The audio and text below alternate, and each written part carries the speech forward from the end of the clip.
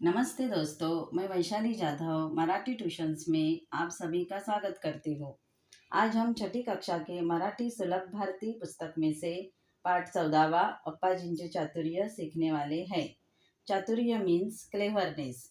अप्पा जी की होशियारी का वर्णन इस पाठ में किया गया है। इस पाठ के लेखक विलास गीते हैं। तो चलो शुरू करते हैं पाठ 14वां अप्पाजींचे चातुर्य। खूप जुनी गोष्ट, बहुत पुरानी कहानी है।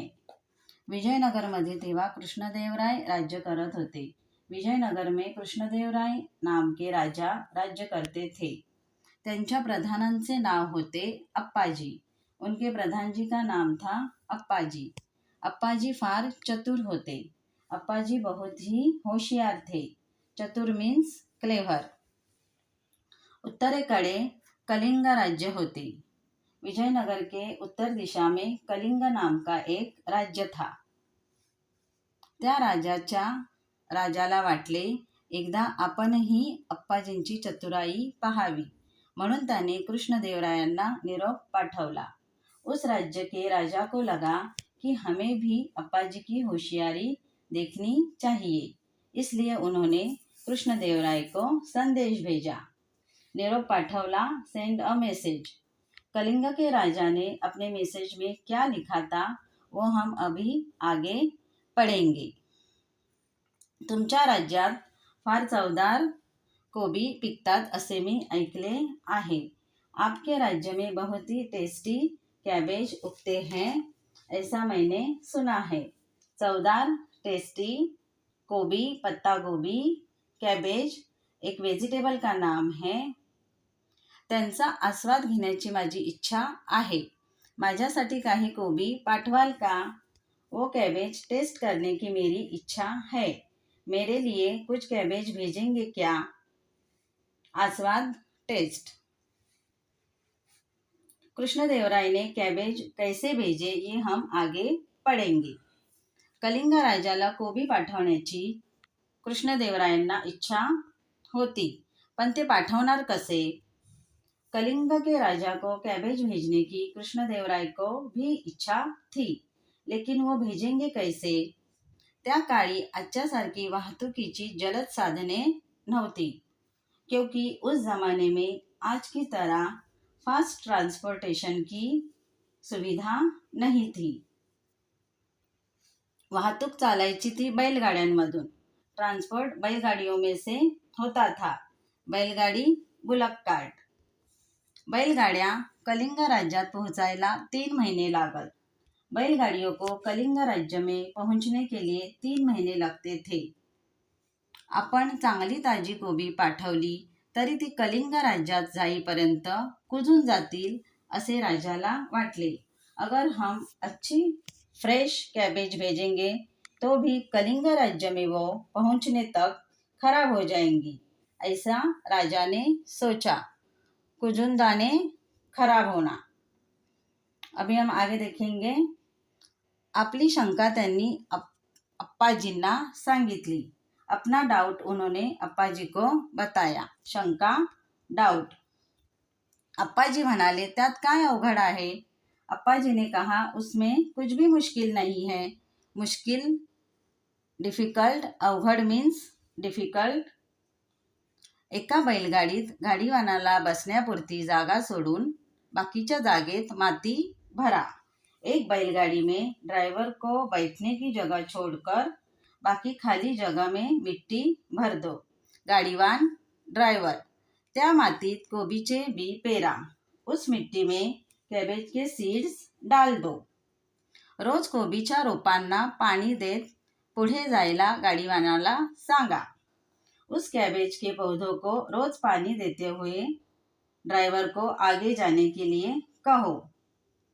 गाड़ी कलिंग राज्यात पोहोचेपर्यंत कोबी तयार होतील। बैलगाड़ी कलिंग राज्य में पहुंचने तक कैबेज तैयार हो जाएंगे।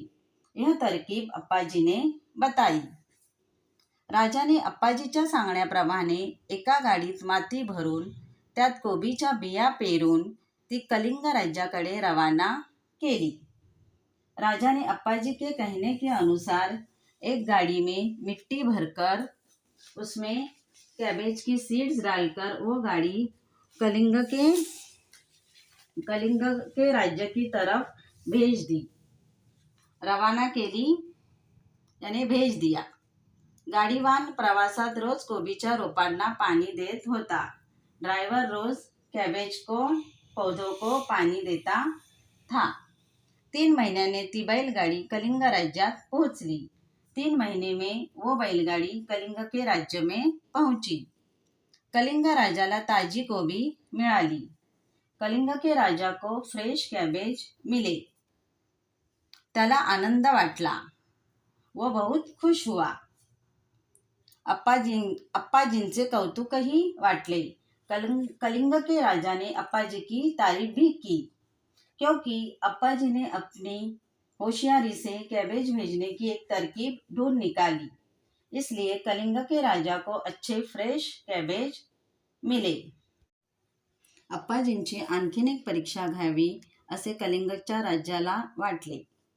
कलिंग के राजा को लगा अप्पाजी की और एक परीक्षा लेनी चाहिए। त्याने एकसारख्या दिसणाऱ्या 3 मूर्ती मागवल्या व म्हणाले, या 3ही मूर्ती दिसायला सारख्या असल्या तरी यातील एक मूर्ती निकृष्ट आहे, दुसरी मूर्ती मध्यम दर्जाची आहे आणि तिसरी उत्कृष्ट आहे। या सारख्या दिसणाऱ्या 3 मूर्तीमधील उत्कृष्ट कोणती ते मला सांगा। इसलिए उन्होंने क्या किया, एक जैसी दिखने वाली 3 मूर्तियां मंगवाई। मूर्ति मीन्स स्टैचू। और उन्होंने कहा कि ये 3 मूर्तियां दिखने में सेम है, लेकिन इनमें से एक मूर्ति निकृष्ट दर्जाची मीन्स लो क्वालिटी की है, दूसरी मूर्ति मीडियम क्वालिटी की है और तीसरी मूर्ति सबसे बेस्ट है। ये सेम दिखने वाली मूर्तियों में से सबसे बेस्ट मूर्ति कौन सी है, यह मुझे बताओ।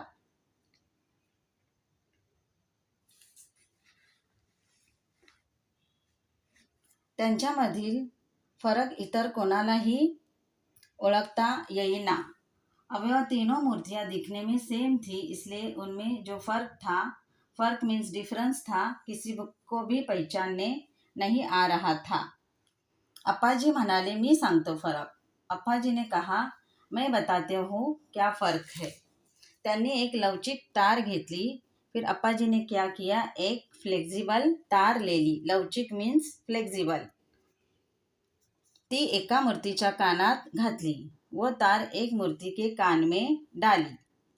तेथून ती तार मूर्तीच्या तोंडातून बाहेर पडली। कान में डाली हुई तार मूर्ति के मुंह से बाहर निकली। अप्पाजी म्हणाले, ही निकृष्ट मूर्ति। अप्पाजी ने कहा, ये लो क्वालिटी की मूर्ति है। नंतर अप्पाजींनी ती तार दुसऱ्या मूर्तीच्या कानात घातली। फिर अप्पाजी ने वो तार दूसरी मूर्ति के कान में डाली।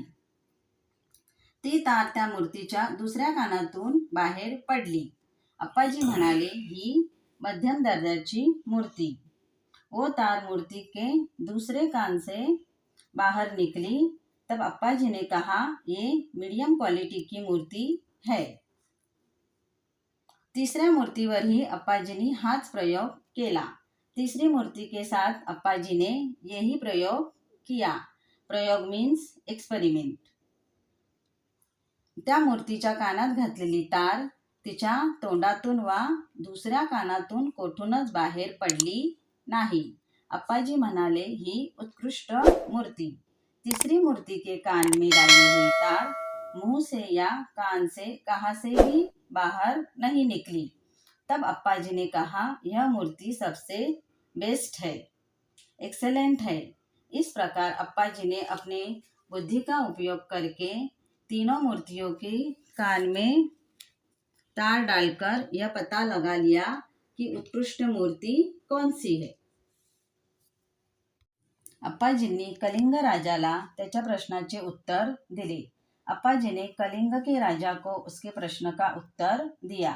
अप्पा जी ने कलिंग के राजा को क्या उत्तर दिया यह हम आगे पढ़ेंगे। आपण मागवलेल्या मूर्तीपैकी एका मूर्तीच्या कानात घातलेली तार तिच्या तोंडातून बाहेर पडली, ती निकृष्ट मूर्ति। आपने जो मूर्तियां मंगवाई थी उन मूर्तियों में से एक मूर्ति के कान में डाली हुई तार उस मूर्ति के मुंह से बाहर निकली, वो लो क्वालिटी की मूर्ति है।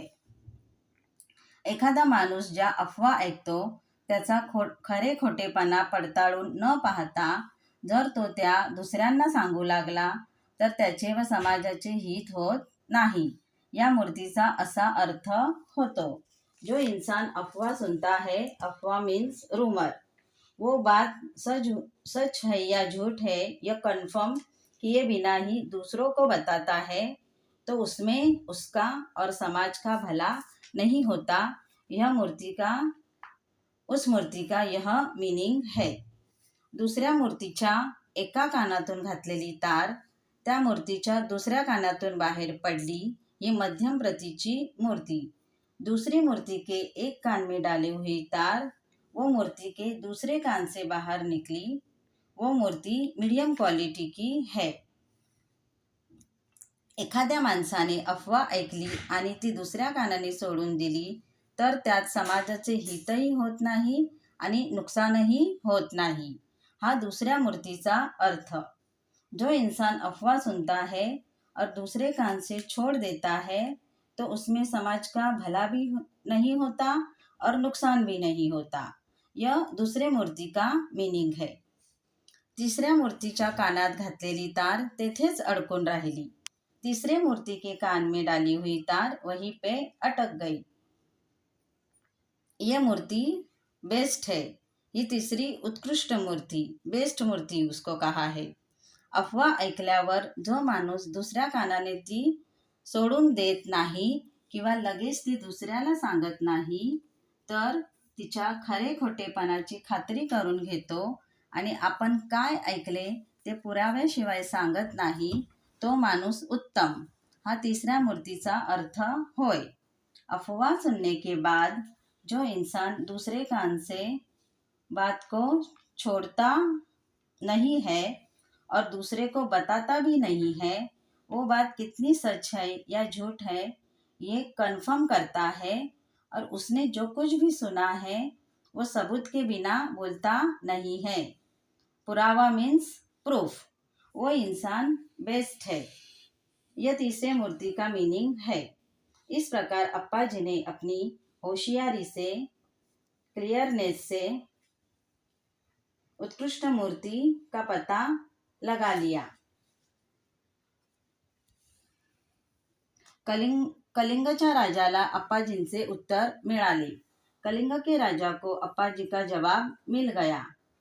अप्पाजींनी तीनही मूर्तींचा दर्जा ओळखल्याने राजा संतुष्ट झाला। अप्पाजी ने तीनों मूर्तियों की क्वालिटी पहचान ली थी, इसलिए राजा खुश हुआ। संतुष्ट झाला मीन्स सॅटिस्फाइड। त्याने अप्पाजींचे व कृष्णदेवरायांचे अभिनंदन केले। उसने अप्पाजी और कृष्णदेवराय को शाबाशी दी।